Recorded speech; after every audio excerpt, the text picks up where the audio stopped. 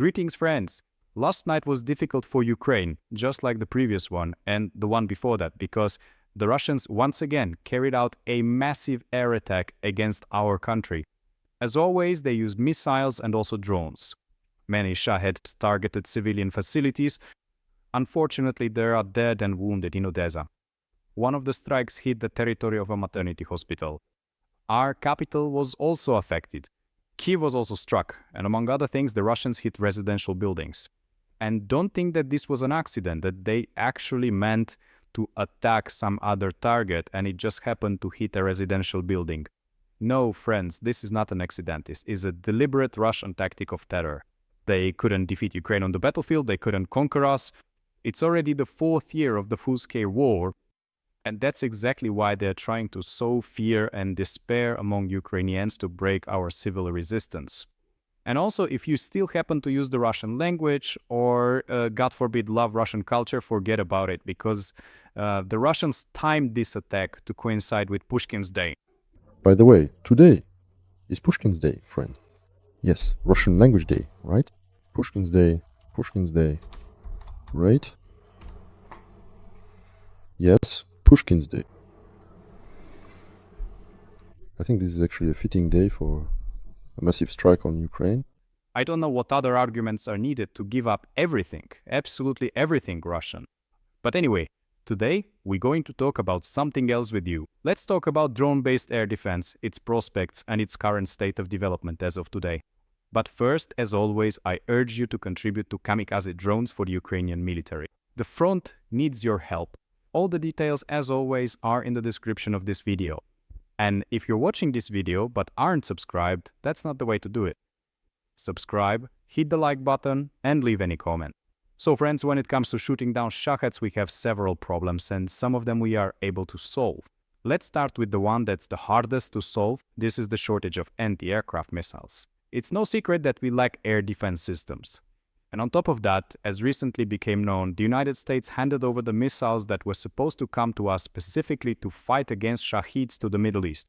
Due to the shortage of anti-aircraft missiles, most of the Shaheds are either suppressed by electronic warfare systems or targeted by mobile fire groups. What do the mobile fire groups use? They are mainly armed with machine guns and sometimes with mobile anti-aircraft systems. However, over the past few months, the Russians have significantly increased the altitude at which the Shaheds fly, making it much harder to hit them with small arms or even anti-aircraft systems, and in some cases it's almost impossible.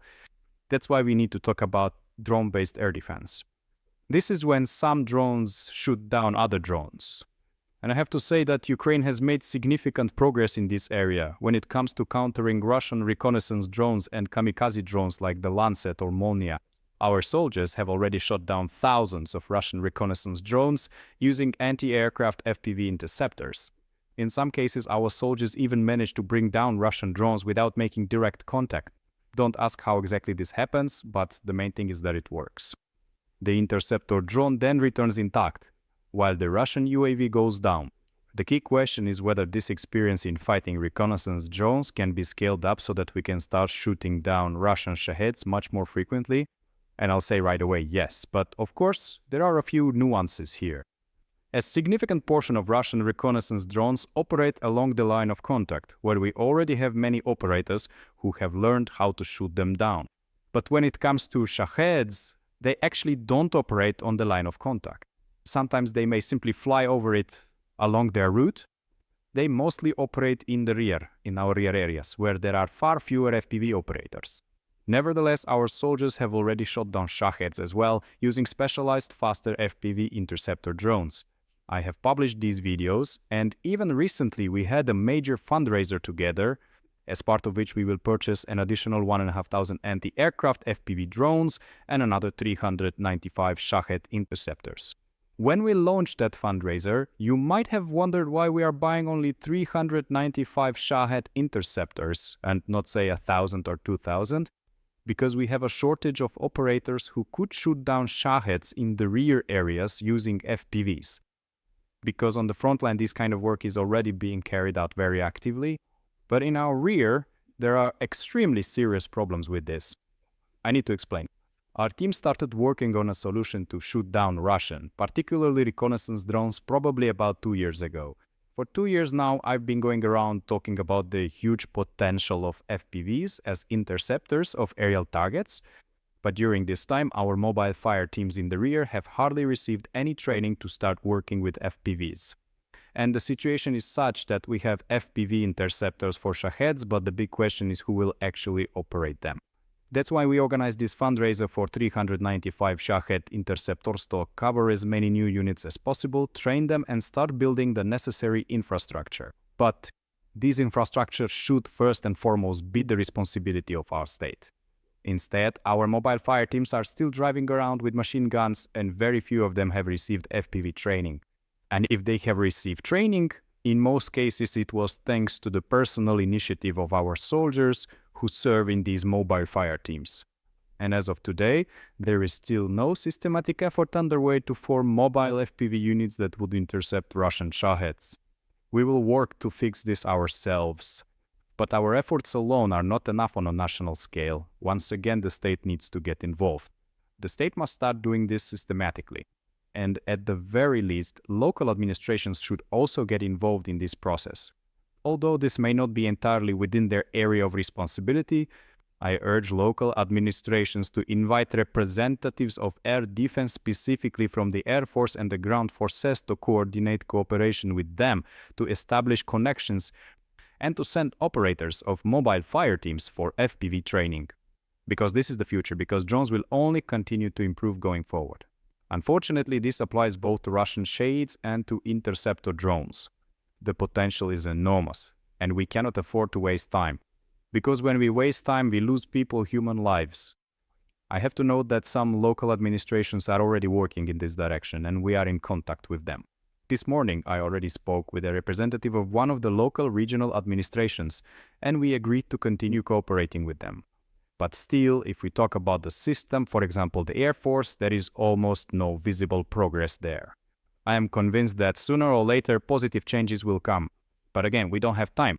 We need to do this work much faster right now. I urge you, of course, to donate to rosaries so that we can continue to purchase, among other things, anti-aircraft FPVs. We will either change or we will perish. And to continue on the topic of air defense, I have to comment on the wonderful, excellent news that became public yesterday. But in fact, it was known a little earlier. Israel has delivered Patriot systems, not just one system, but multiple systems to Ukraine. And this was reported by the Israeli ambassador to Ukraine. There is, for example, a system that is very well known here in Ukraine, a Patriot system. We received it from the United States. We received the Patriot system. And by the way, these systems are currently in Ukraine. These are Israeli systems that were in service with Israel. The Russians, who are helping Israel's enemies, were very surprised and started to rage non-stop. How could this be?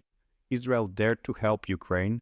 Horrible. Isn't Israel our friend? Here, there's quite a dramatic and significant change, both in the rhetoric being used and in the overall position that Israel is currently showing to the world. We thank Israel and its people for this extremely important assistance to Ukraine. But the Russians pretend not to understand why this happened. So what just happened now? Apparently, some kind of turning point has occurred. Maybe it's because the so-called Russian Federation is helping Israel's enemies. Maybe it's because the so-called Russia is an ally of Iran and Iran is an enemy of Israel.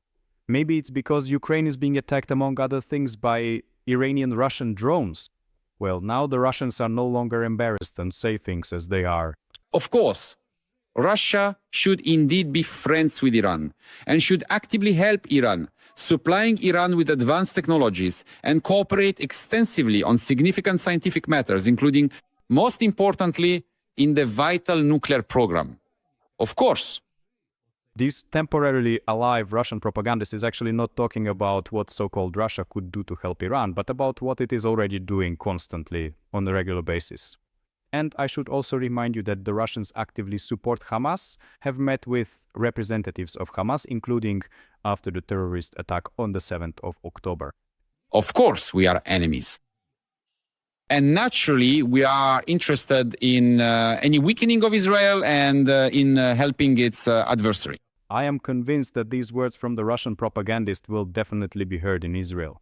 Well, at the very least, I will do everything in my power to make sure of it. And the Russians, in case anyone didn't know, have no plans to end the Russian-Ukrainian war.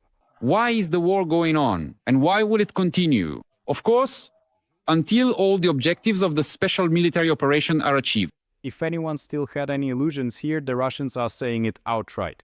And also, they actually would like to stop the Russian-Ukrainian war, but those same ordinary, regular Russians won't allow it.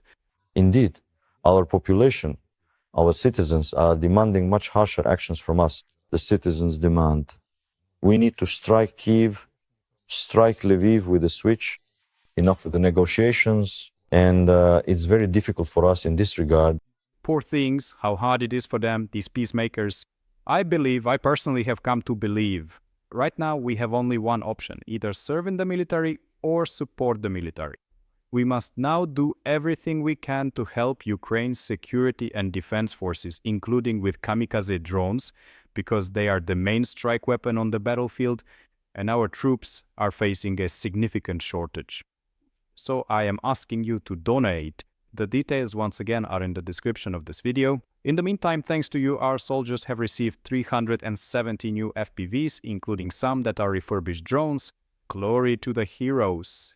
Friends, we don't have time. We will either change or we will perish. And right now, I'm not just talking about drone-based air defense. Overall, our country needs a military reform, and we need to help Ukraine's security and defense forces even more and even more actively. And by the way, share this video.